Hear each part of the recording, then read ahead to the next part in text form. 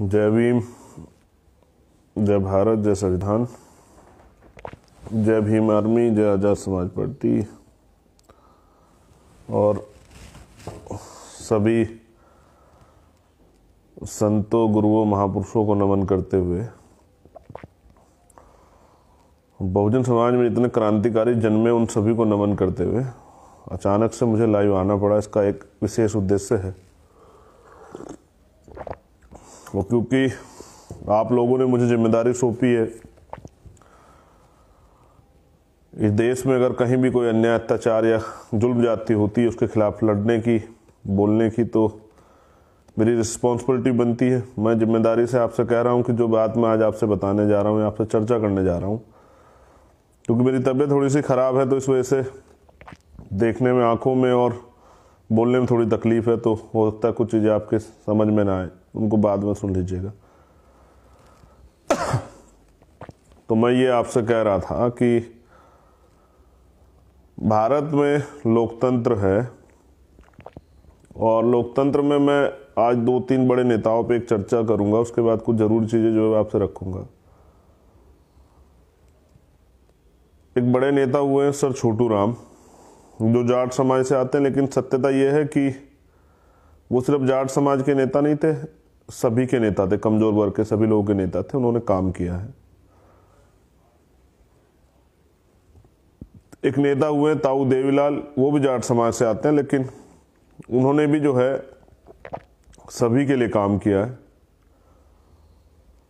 और एक नेता उत्तर प्रदेश से आते हैं, उनका नाम है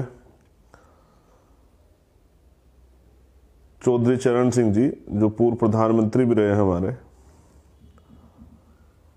वो भी जाट समाज से आते हैं, लेकिन उनको भी किसान नेता कहा जाता है, जबकि किसान नेता नहीं थे वो। अगर आज इस देश में कमजोर वर्ग के लोगों पे जमीनें हैं तो ये देन है सर छोटू राम की, और उनके बाद जो है ताऊ देवीलाल की और चौधरी चरण सिंह जी की।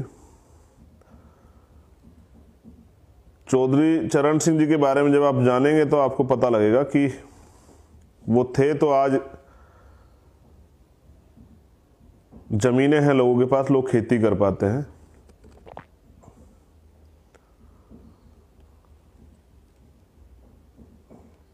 उसी तरह से सर छोटू राम तो बाबा साहब के साथ ही मिलकर जो है अन्याय, अत्याचार के खिलाफ और कमजोर वर्गों के लोगों के लिए आंदोलन चला रहे थे।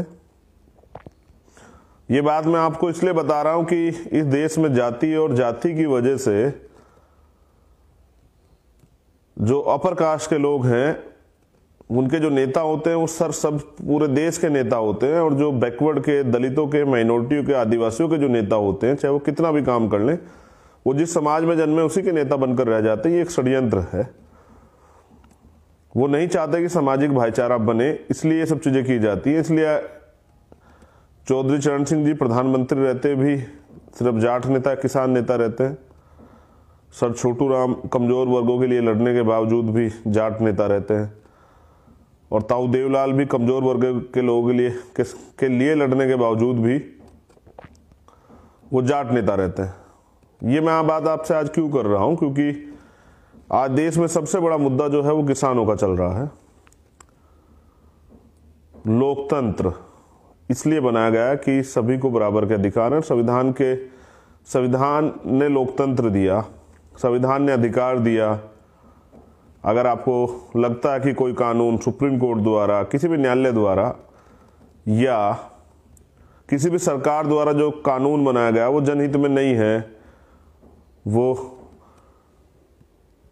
आपके लिए नहीं है, उससे आपका नुकसान हो रहा है, तो आप उसके विरुद्ध अपनी बात को रख सकते हैं।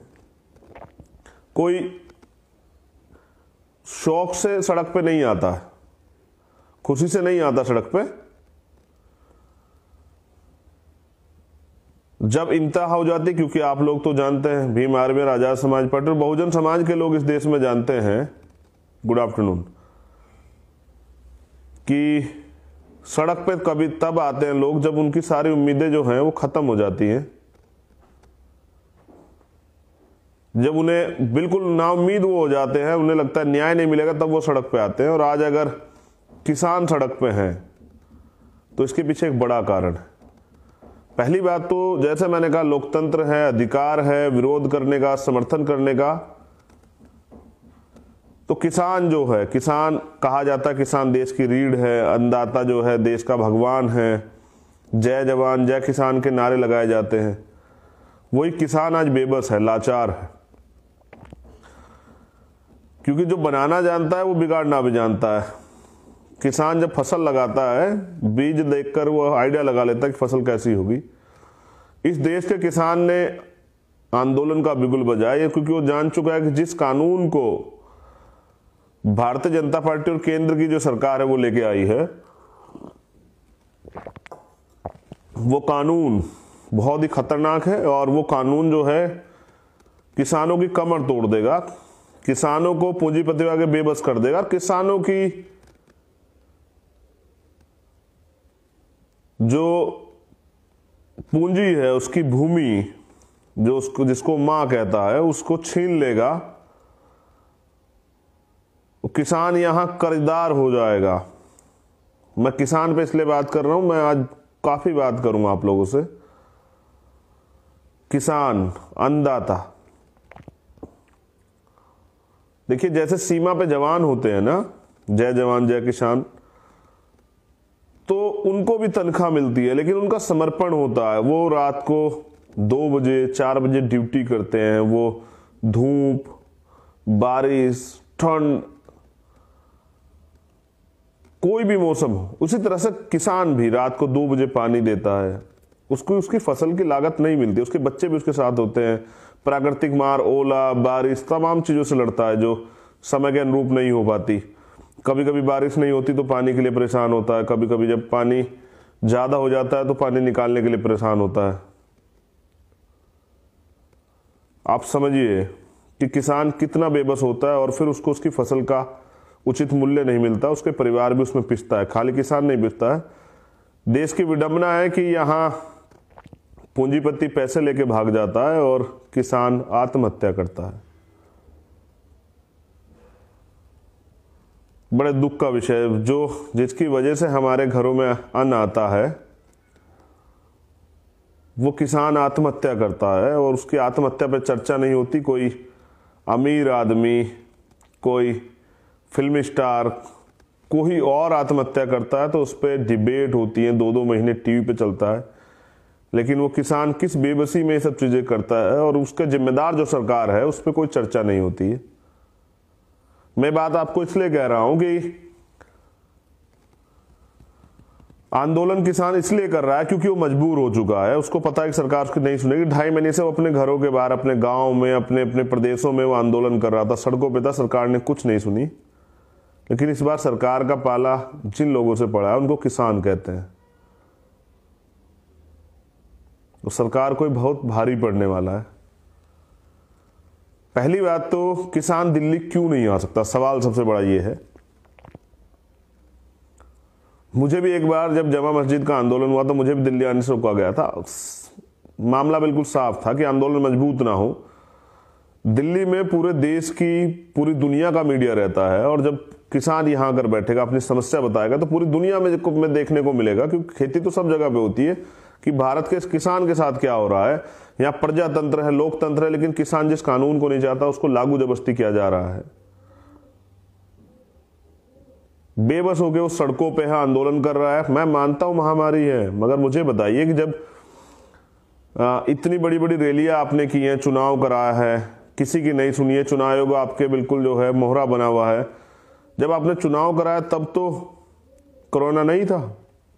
जब बड़ी बड़ी रैली भारतीय जनता पार्टी के प्रधानमंत्री, गृह मंत्री अभी बंगाल में जाके कर रहे हैं, या बिहार में आपने की, तमाम सारे नेता, बीजेपी के राष्ट्रीय अध्यक्ष और बीजेपी के नेता, अन्य पार्टी के सब नेता जब वो रैलियां कर रहे थे जिसमें हजारों हजार लोग सम्मिलित हो रहे, तब तो कोरोना का डर आपको नहीं था, क्योंकि आपके लिए सत्ता सब कुछ हो चुकी है।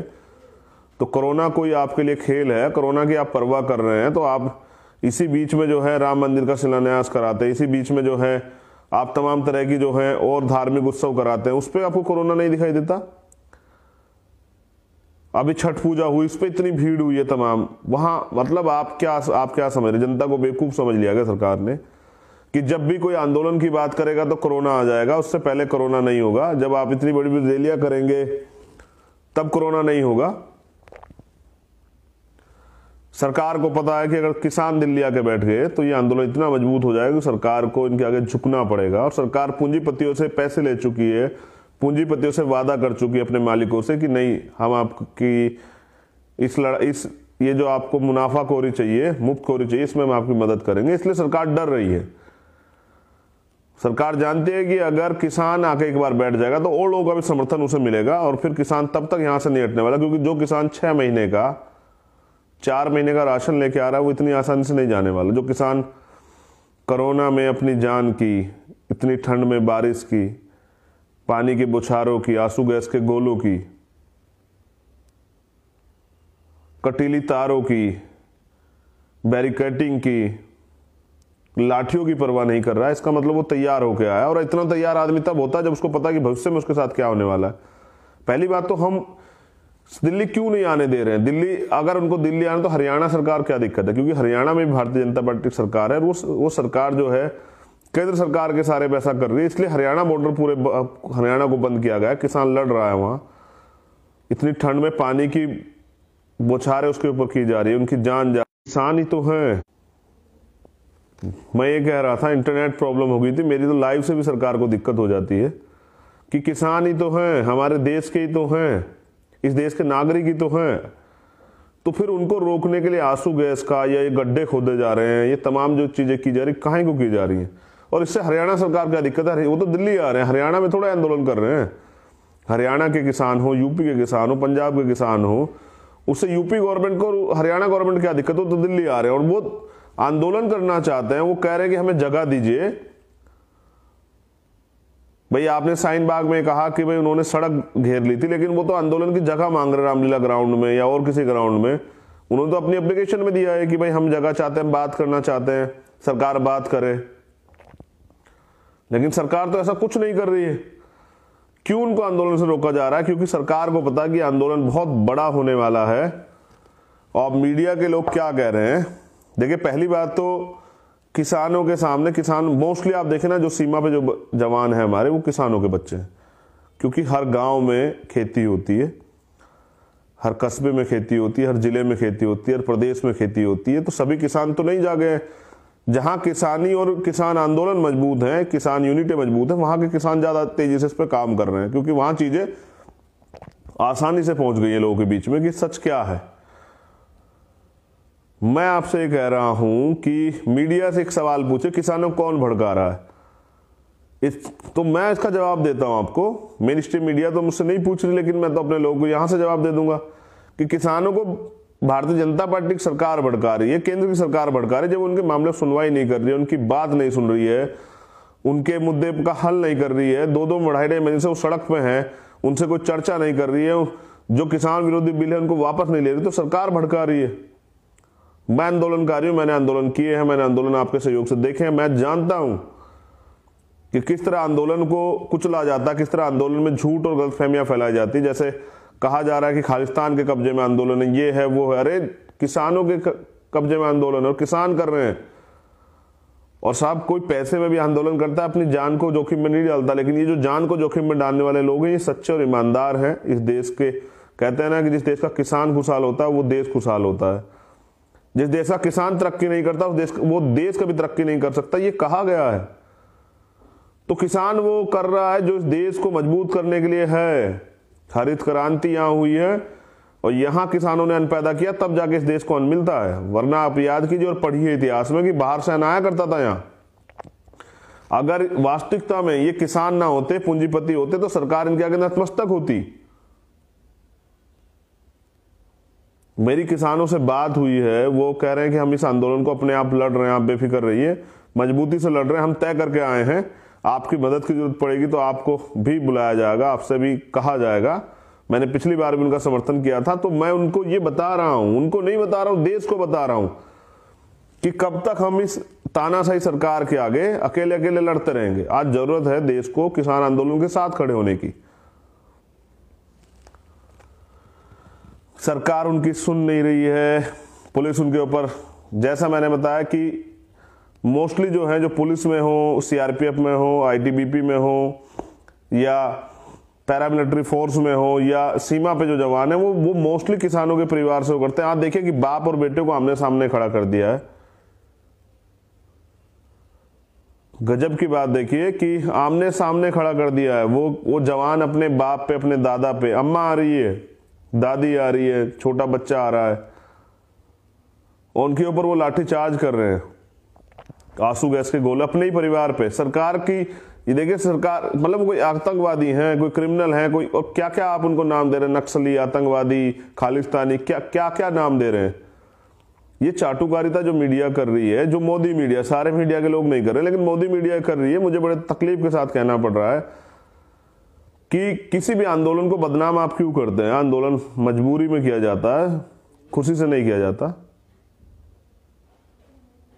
ये आंदोलन भी किसान मजबूरी में होकर कर रहे। सरकार ने उनकी मांग क्यों नहीं सुनी? जब किसान उस बिल को नहीं चाहता तो सरकार उस बिल को क्यों सरकार ने लागू कराया जबरदस्ती? सरकार क्यों नहीं लिखित में करती है कि एमएसपी जो है वो नहीं खत्म की जाए, एमएसपी बनी रहेगी? मैं ये बात इसलिए आपसे कह रहा हूं क्योंकि सरकार नहीं चाहती है कि आम आदमी सशक्त हो, आम आदमी मजबूत हो, किसान मजबूत हो। और जब जो भी आदमी मजबूत होगा वो सवाल करेगा, और सवाल अगर होगा तो सरकार को उससे तकलीफ है। अब हमें करना क्या है, ये बात मैं आपको बता रहा हूं। बहुत महत्वपूर्ण बात है। भीम आर्मी और आजाद समाज पार्टी के कार्यकर्ता अगले जो पूरे देश में रहते हैं, जहां जहां किसान आंदोलन कर रहे हैं, सबसे पहले हमें उनकी मदद करनी है, उनके लिए खाना। आप लोग गौर से सुन लीजिए, मैं हमेशा आपके ऊपर भार डालता रहता हूं, लेकिन ये भार जो है जनहित में, क्योंकि बाबा साहब ने कहा, हमें सिखाया है कि अन्याय अत्याचार के खिलाफ लड़ना बहुत जरूरी है, संघर्ष करना बहुत जरूरी है। और अन्याय अत्याचार जब कहीं होता है तो मैं कभी चुप नहीं रहता हूं। आज किसानों के साथ अन्याय अत्याचार हो रहा है, अगर उनको आराम से आने दिया जाता तो शायद मैं लाइव नहीं कर रहा होता, लेकिन जो दुर्दशा उनके साथ हो रही है वो बहुत गलत है। मैं इसका विरोध करता हूं, और मैं चाहता था कि सरकार को चाहिए किसानों की मांग सुने, किसानों को दिल्ली आने दे, किसानों से बात करें, उनके मुद्दे को हल करें। वो भी आम आदमी, वो भी घर जाना चाहते हैं, उनके परिवार हैं, उनके भी घर परिवार में तकलीफ हो रही है, वो भी परेशान हो रहे हैं। इस आंदोलन में किसी के साथ कोई हादसा भी हो सकता है, कौन जिम्मेदार होगा? अपने अपने बड़े बड़े गड्ढे खोदे। मैं मानता हूं कि सरकार को डर है, और डरना भी चाहिए। अगर सरकार लोकतंत्र में जनता से नहीं डरेगी तो डरेगी किससे?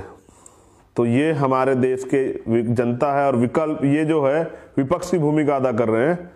तो मैं सबसे पहले तो किसान भाइयों को धन्यवाद देता हूं, उनको सलाम करता हूं, उनके हौसले को सलाम करता हूं, और ये भी उम्मीद करता हूं कि जिस तरह मैंने आपका आंदोलन बहुत करीब से देखा, ये कोई आपको नहीं रोक पाएगा। आप आएंगे भी और आप जीतेंगे भी, और दिल्ली फतेह भी आप करेंगे।